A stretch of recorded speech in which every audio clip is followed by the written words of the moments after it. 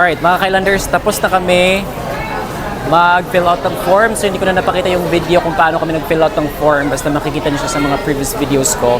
And right now, nandito kami sa labas because we are going to wait our guests na nag-book ng private round-trip transfer sa amin.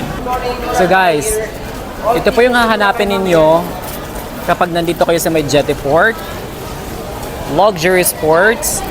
Yung ating mga guests ay malapit na daw. I mean, nakakaland lang nila dito sa airport. So, since tapos na kami lahat, dito na kami maghihintay para i-meet and greet sila dito sa may Jettyport. And kayo na mga nanonood, if you guys are interested to book our services, especially airport transfer, please mag-message na kayo sa ating Facebook at Instagram page. Luxury Sports, 1,500 pesos per person lang po yung ating airport transfer, and that is round trip na po mga Kailanders. Minimum of 5 guests po tayo.